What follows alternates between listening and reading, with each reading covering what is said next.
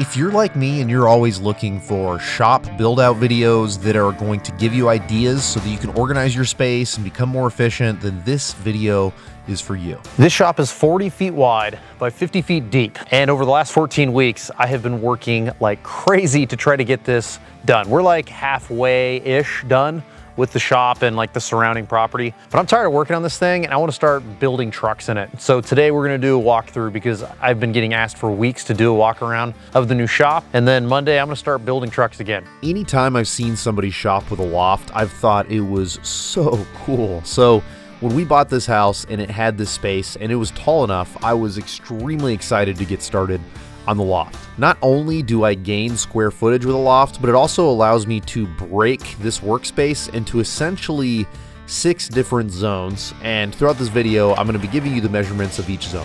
36 feet by 40. A huge change that I made in this place was lighting. So this is what the old lights look like. And it's so funny, this camera is so good that it really helps adjust what the color of the light is. These lights are too cold. They look very blue in my opinion in person. And so we added a bunch of lights that are a lot warmer. And we need to let the camera readjust. Come on, readjust for me. There we go. And these lights really made a huge difference and helped giving it a broader spectrum. Because the old lights are really blue, really cold. The new lights are really warm.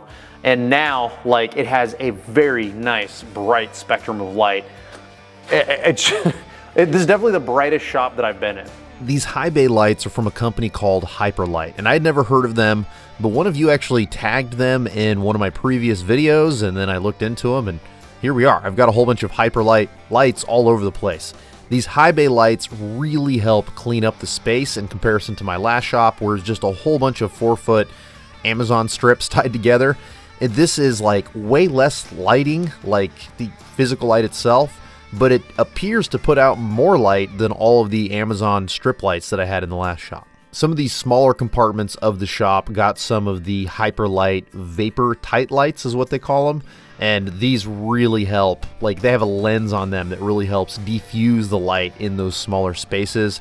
And I was able to surface mount them, which was very convenient for my needs. I bought the lift on Amazon. It's a 12,000 pound capacity and I won't be lifting anything near that. My theory was if I buy something at 7,000 and I'm constantly hitting that ceiling, how long is the lift gonna last? I bought something that's rated for 12,000 and I'm gonna be constantly putting things that are like 7,000 pounds on it.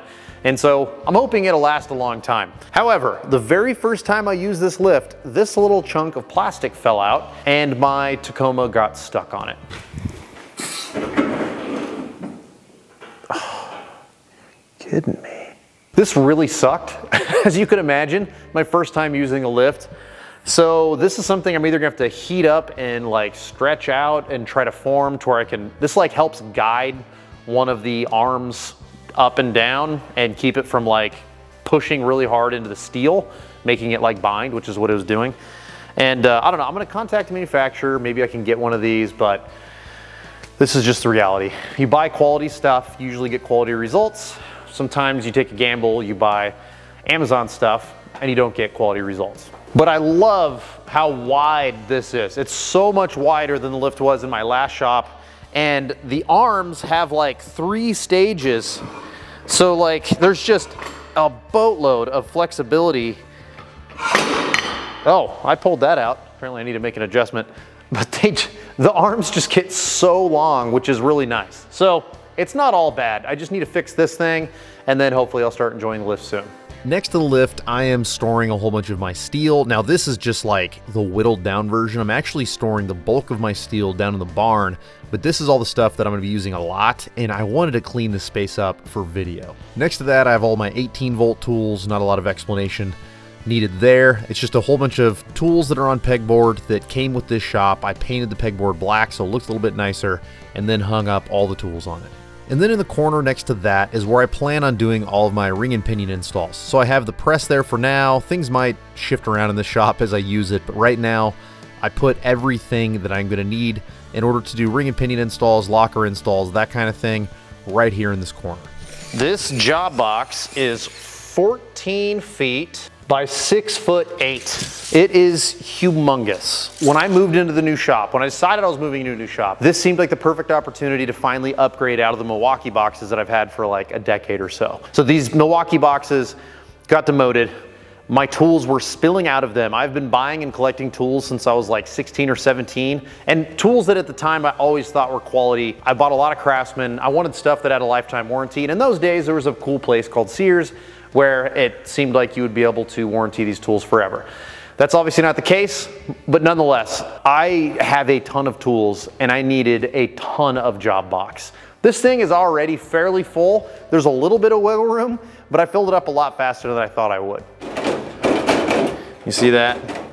This Milwaukee box is built much like the Snap-on, or not Snap-on, much like the Craftsman or Husky boxes. And as you can see, the drawer has failed. This is the big drawer. This is the one that you're gonna put all your sockets in. If you're watching this video and you're thinking about upgrading to a box of this size, definitely shop around. Save up for something that's gonna last more than 5 years. If you use your tools every day like I do, this drawer is huge and it only has one slide on each side and it's failed. I mean, when there's weight in here, it's even worse. But I mean, look at all that side to side motion on that drawer. So as someone who is in their job box every single day, I had to have something better. So I called my friends at Harbor Freight. I told them the issue I had. To be honest with you, I was not familiar with the product line. I've always seen these in the stores and I thought that they looked really nice. And now that I've actually put one together, I can vouch, like the quality difference. Look at me, I'm opening this from the edge of the drawer and this drawer is really heavy. Comes out nice and smooth, 2 slides per drawer. And look at all that weight I have in there. I mean, I've probably got 70% of my sockets in this one drawer. Butter. This is the kind of toolbox that can last a lifetime instead of lasting like 5 or 6 years and then you're frustrated and you're searching for another one. Before we head upstairs, let's talk about this jack stand storage little spot. So right now I'm basically auditioning different styles of brackets and whatnot. This is nice, everything's off the floor. It's just, these are literally just like, go Google jack stand mount and you'll find all kinds of different types. I've got like 3 different types here and I'm currently auditioning which ones I like the most so that I will refine this in the future. Also downstairs, I have a tire machine and tire balancer that I just set up today. This is one of those things that when I was thinking what would be in a dream shop, tire balancer and tire mounting machine were definitely on that list. It's like for big heavy truck tires like what I use, it's like 200 bucks every time I go and pay somebody to transfer wheels and tires from one set to another set. And that's like every few months at least. So over the last 5 years, I've already spent enough money that I could own one of these. So this to me is a long-term investment. This hardware area is 10'6" by 11'6". This wall, I took a whole bunch of the bolts and nuts and washers and stuff that I had in just giant tubs. That before, if I needed an M8 by 125 that was like 2 inches long or so, I would have to just dig and dig and dig. We spent a lot of hours getting this organized. We still need to label everything, but at least I know where everything is. And now if I come up and I need something that's 5/16 by 18, that's 1 inch long, boom, I have a whole bin full of those. The middle bucket is like unorganized hardware. This is basically a whole bunch of stuff that was on the shop floor of my last shop when we moved. So this all needs to get organized into the metric bucket and the standard bucket. More than likely what's gonna happen is as my kids are getting older and they're asking, hey dad, how can I make money and do chores? I'll be like, hey, spend 2 hours organizing the bolts and it'll give them a chore to do and it'll help me stay organized up here. I've got this nut and bolt gauge that I bought on Amazon. I bought this at a place called Tacoma Screw many years ago, and this is just like a portable way to check nuts, bolts, and threads. So I'll be able to take this down with me, and as I'm like working on an engine block and I need a bolt or something, I can check what the size is down there and then come up here and get the bolt that I need. This other one is just permanently mounted on the wall. This used to be like 6 or 7 tubs full of random brackets and tabs and links and all kinds of stuff. I've done enough 4-link and 3-link kits now where I only use like 50% or 75% of the kit. I did not know that I had this much stuff left over from all of those different kits that I have done. So now moving forward, it's gonna be so much easier to put together a 4-link kit or a 3-link kit and know what to order from Barnes, because I don't have like 5 bins or 7 bins, however many it was, full of this stuff. And it's all organized right up here on the pegboard. This is gonna increase my efficiency when I'm doing builds substantially and save me money whenever I'm ordering more brackets and tabs in the future. This side is all electrical. Well, there's actually I've got like a brake. Let me make sure that you can actually see me where you're located here. Oh, you're crooked. All right, this is all 12 volt back here. This is going to be where I like bend and trim like small thin sheet metal, stuff for like floor pans or whatever. So this is a work in progress. Right now I just have the machine up here. But back here I have this like 95% organized. I've got the drawers really well organized. So instead of, again, I just had so many bins full of stuff at the last shop, and now I can come up here and I can grab shrink wrap, or I have all of my electrical tools in one drawer. Or if I'm building a wire harness and I want to use purple, green, red, and black, I can just grab that wire. All right, I need 10 feet. Walk it out here, cut it, and I have the wire like ready to go. Again, it was all in bins before, just many spools of it. And this is going to drastically increase my efficiency. This is the same kind of system that I have on the other side for nuts and bolts and stuff. I bought this stuff from Harbor Freight. I probably spent like over $200 for sure on all these. Like, I had to go to multiple Harbor Freights because I just kept buying out what they had. But this was really fast to put up. It's really modular in the fact that if I change my mind how I want the layout to be on the wall, I can just pull them all out and then reorganize wherever I want them. It's affordable enough, right? I don't like that it's plastic in the fact that I don't know how long this is gonna last, but right now it does hold up more weight, this system, than I would have expected. So it's a relatively low investment for me to get started. And then as we use this shop in the coming years, I can make a decision on like, if I want to continue to use this system or if I want to create something myself. I just realized we didn't measure this space. 11'6" wide by 24'6". And to be clear, I'm gonna build a railing up here. I just haven't gotten there yet. The railing is gonna be a very important part of this loft up here. I know my kids are already begging to come up here, but they're not going to until we get this railing built over the next summer.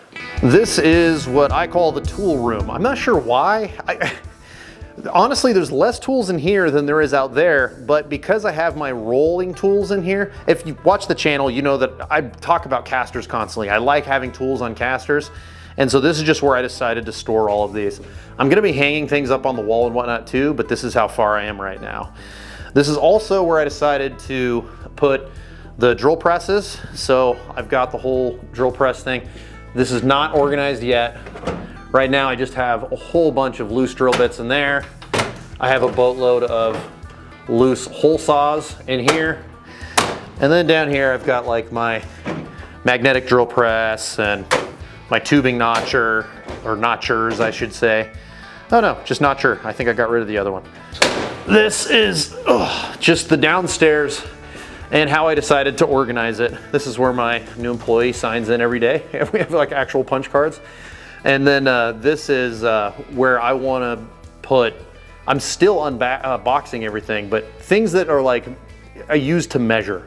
I want to have this pegboard just be full of tons of different things that are used to measure and weigh and whatnot. And then I guess anything else that I just don't know where to put it goes up here too. This is the grinding room. This is going to have a curtain. I'm going to try to find a curtain that's going to fit this that will allow me to, I'm going to build an axle stand. I want to build like bring axles in here, bring things that I need to grind in here and clean up. Get right here in the middle, put all your PPE on. This fan, which I keep saying I'm gonna mount, is not mounted yet. This fan is gonna go on that wall, and it's gonna make it to where when I come in here, I can hit the fan. I already have a switch and an outlet up there, and it is going to be constantly moving air out of the shop through all of this dirty air from me like cleaning axles or whatever, and then out of that fan. This is something that I saw on the like Alex Steele YouTube channel like 3 years ago, 4 years ago. I saw it at a grinding room. I was like, this is brilliant. So whenever we were looking at this as a big blank canvas, it was like, I knew I had to have a grinding room for sure. And then in here, we turned the space under the stairs into a place to put the air compressor. I bought this air compressor at Tractor Supply. It should be enough for our needs here. I know it's not a huge air compressor. What's funny is some of you guys are gonna look at this and be like, dude, that is a giant air compressor. And then other people are gonna comment, that is not enough air compressor for what you do. This is the same size air compressor I had at the other shop. I never had any issues.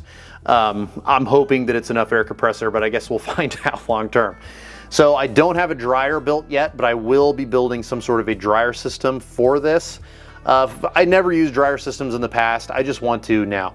But on the end of every single run, I do have what we plumbers call a drip leg. So there is a drip leg for like every single one of these. So moisture and stuff, as it makes its way down, it has a place to come down, and I can just open this. Oh, well. Oh, did you see all that water that came out of there? That's why you have those. So the water will pass by this guy right here, and then it comes out of these valves. So every single drop that I have in here, let's see if there's water in this one. Every single drop that I have in here has a drip leg so that we can open it up. Oh yeah, wow, I can't believe how much water has come through there already. Well, maybe I'm gonna be building some sort of a dryer sooner than I thought. But in any case, I decided to put all of my spray paint in here, and I wish I could take credit for this idea, but I got on Google Images. I literally typed in the words spray paint storage and just went through page after page after page. And I saw that someone had done something extremely similar to this. And so I decided to replicate it. This is actually not that inexpensive. PVC pipe's not cheap. I think that I'm in this like, it's definitely like 120, 140 bucks probably, if I was to guess. It's like 80 feet of pipe or something like that. It's way more than you'd think. I cut these at I think 6 inches for each one of them. And then I just used a like whole can of PVC glue. And as you can see, I started with a 2x4 down here just to like set an angle. And then I just continued to glue every single one to like the 3 or 4 that are around it and just built it all the way up. I had all of my spray paint stored in a shelving unit before, and when everything was straight up and down, it takes up a ton of space. This is the exact same amount of spray paint, and it just seems like it takes up so much less space in here. So anyway, that's the explanation there.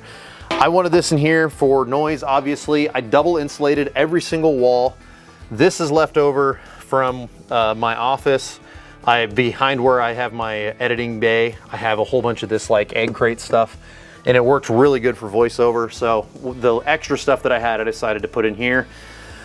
A lot of the sound that comes out of your air compressor actually comes out of the intake. And for that reason, I decided to experiment. This is a bucket that is lined with that same stuff, that like egg crate sound deadening stuff. And I've seen online where a ton of people will like use actual car mufflers out of the intake to muffle down the sound of their air compressor.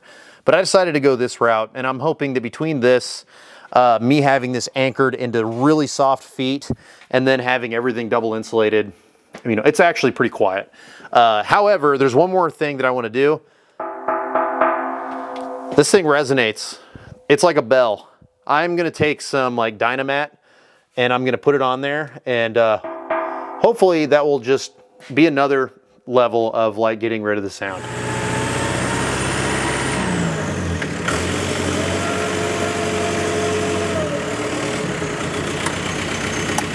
The plan was to show you the barn in this video, because the barn is like one of the main reasons that I have the ability to keep this so clean in here, because I have a lot of stuff in the barn, and I've created a whole bunch of different storage methods in the barn. But the barn's not done, and it's dark outside, and the barn has no power. So I'm not gonna show you that in this video. If you wanna see any of that stuff, just watch the videos. I'm gonna be constantly shooting in the barn, constantly shooting in the shop on all the projects that I have coming up. So I hope you enjoyed the video. If there's any big stuff that I missed, like let me know in the comments.